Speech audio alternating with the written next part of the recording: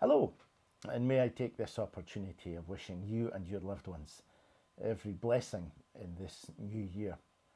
Thank you for watching this short New Year's message. Now, some of you might be thinking, what a pretentious man this is. What gives him the right to do a New Year's message? He's not the moderator of the General Assembly or any high hegion in the church. He's just a local parish minister. And that's right, I have got no rights to do this, no authority to do this. It's just I've been speaking to you all throughout the year, and I thought I would say something on New Year's Day. Thank you, those of you who are watching. And I'll be happy to take any comments or criticism later for what I say. But it's been a strange year this year past. None of us experienced anything like it. I don't know about you, but I'm tired. I'm tired of a different way of working. I'm tired in a different way of living. I'm tired not being able to just decide to do what I'm able to do when I want to do it.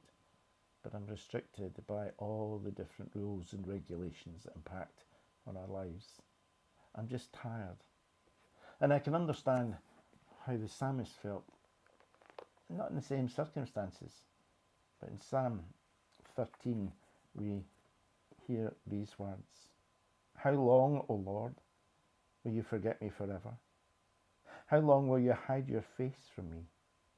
How long must I wrestle with my thoughts and every day have sorrow in my heart? How long? We've all been asking ourselves that question, haven't we? How long is this going to go on for? At this point last year, yes, there'd been word of some minor disease affecting a few people in a place in China I'd never heard of before. Who would have realised that such an infection would spread throughout the world and put the world on hold?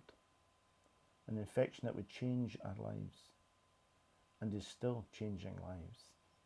An infection that would rob so many of our country and around the world of their lives.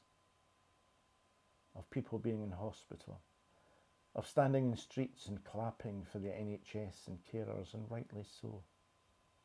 Of schools and businesses being closed for extended periods.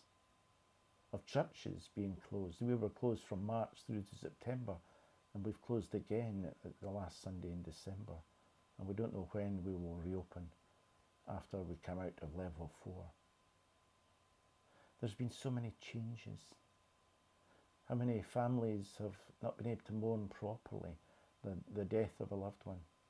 I've conducted funerals in both my parishes of people that I knew who would have had lots at their funerals, and instead a handful of family gathered round an empty grave.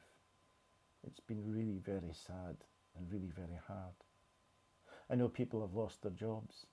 I know people have been put on furlough. I know people have gone through times of great torment and trial. I know that people are desperate for help and support and encouragement. But there has been times of joy too.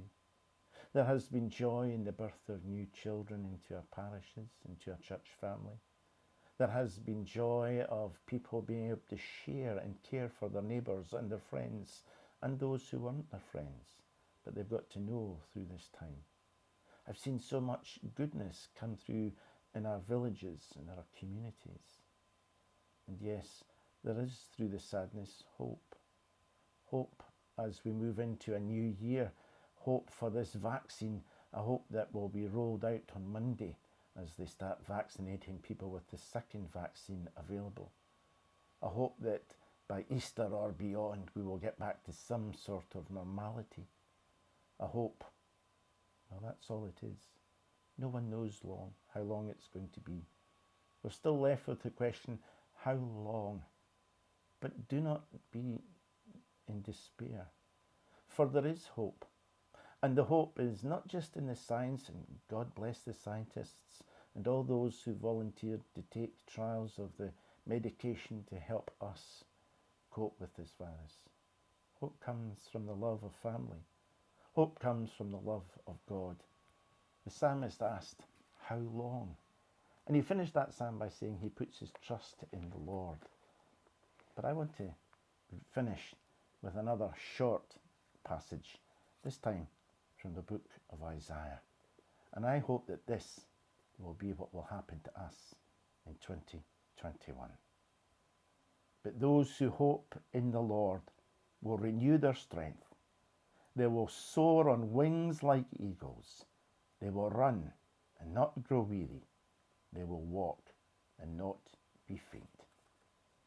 May the God of hope bless you this new year. Take care of yourselves and take care of others. And thank you once again for watching. Bye-bye.